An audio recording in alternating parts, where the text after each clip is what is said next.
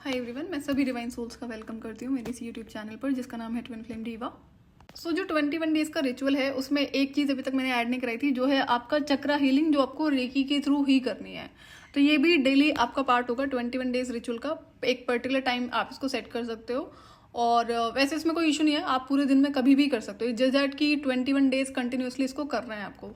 जब हम चक्रा healing recce के थ्रू करते हैं उसके बाद हम सातों चक्रा पर जो चोगरे ऐड करते हैं प्रोटेक्शन के लिए, तो वो आपको ज़रूर करना है। आई एम श्योर अगर रेकी सीखी है तो आपको ये चीज़ बताई गई होगी। तो इस प्रोसेस में एक्चुअली में जो आपका चक्रा हीलिंग है वो रेकी के थ्रू ही होना है। अब रेकी के थ्रू क्यों होना है? क्योंकि इसमें एक जो नेक्स्ट मैं रिचुअल कराऊंगी उसमें आपको कुछ थोड़ा सा लंबा टाइम और जाएगा, उसमें पर्टिकुलर चीज़ें मुझे आपको रेकी के थ्रू ही करवानी है। तो वो एक अलग लेवल की हीलिंग होती है, बट देन बिना रेकी हीलिंग के वो चीज़ पॉसिबल नहीं है। तो इस प्रोसेस में मेक श्योर कि आप अपने 21 डेज के रिचुअल में चक्रा हीलिंग को जरूर ऐड कर लें, वो भी थ्रू रेकी।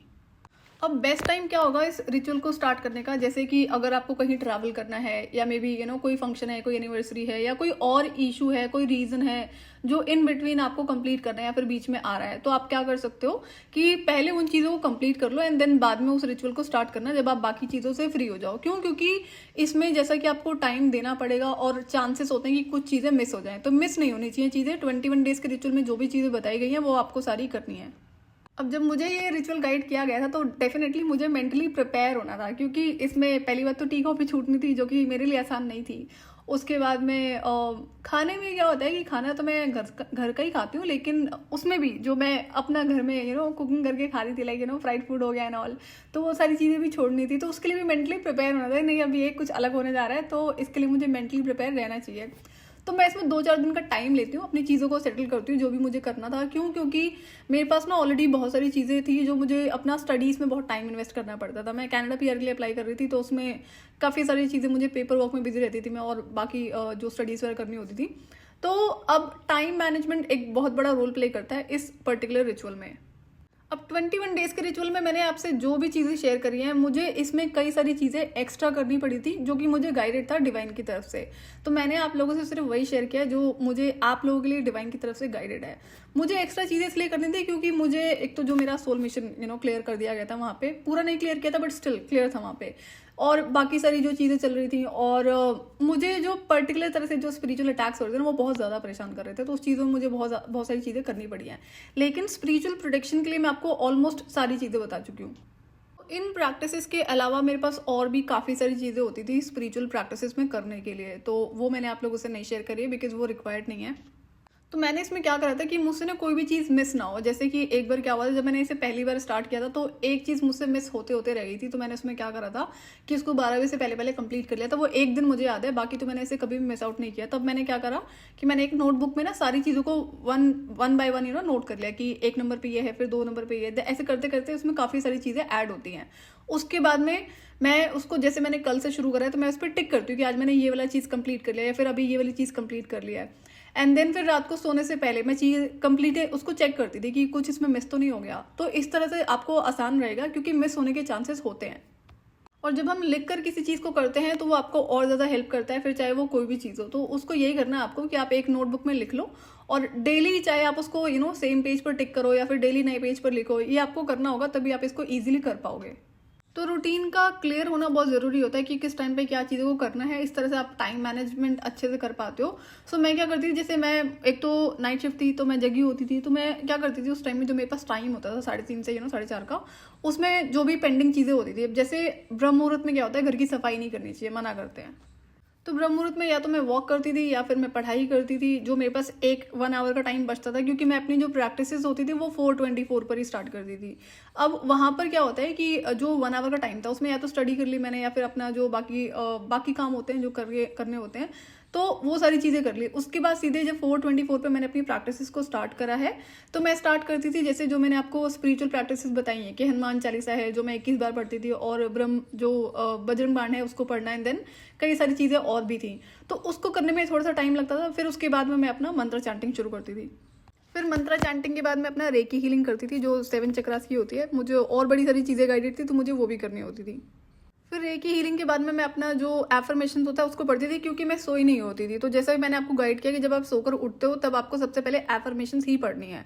तो मेरे साथ सिचुएशन डिफरेंट थी, तो बाकी स्पिरिचुअल प्रैक्टिस से फ्री होने के बाद में मैं अपनी एफर्मेशन को पढ़ती थी।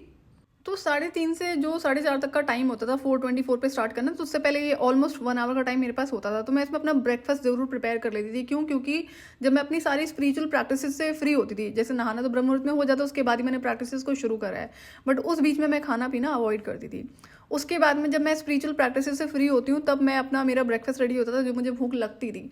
तो मैं उसके बाद एक्सरसाइज करना एंड देन फिर अपना ब्रेकफास्ट करना। ध्यान रहे आपको खाना हेल्दी ही है और एक्सरसाइज होती है, और एक्सरसाइज करने के बाद में अगर आप जो भी खाते हो आपकी बॉडी को लगता है, तो अगर आप कोई ऊट पटांग चीज़ें खाओगे तो अल्टीमेटली आपका वेट बढ़ेगा और इश्यूज होंगे। तो खाना तो आपको सारा 21 डेज में हेल्दी ही खाना है, वो मैं ऑलरेडी बता चुकी हूँ, तो प्रीवियस वीडियो से आप देख लेना।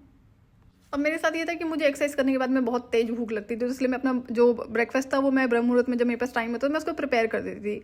एंड देन उसके बाद में फिर अपना ब्रेकफास्ट करा, एंड देन उसके बाद में जो अगर मुझे और बाकी सारे काम करने, जैसे स्टडी के लिए मेरे पास बहुत सारा काम होता था, चाहे प्रोफेशनल वर्क से रिलेटेड है या फिर जो डिवाइन ने मुझे दिए हुए थे स्पिरिचुअल डाउनलोड्स, जिस पर मुझे रिसर्च वर्क करना पड़ता था। उसके बाद दिन में थोड़ी देर मुझे सोना भी होता था। कई बार मैं नहीं सोती थी, ऐसे ही जो काम कर लिया, क्योंकि सोने में प्रॉब्लम होती थी मुझे। तो ये तो बहुत टाइम के बाद मैंने जो पाया कि हाँ भैया मैं प्रॉपर सो जाती हूँ। तो इसमें क्या है कि ऐसे करते करते एंड देन इवनिंग में फिर जब मैं सोकर उठी हूँ तो मेरा ऑफिस इवनिंग में होता था।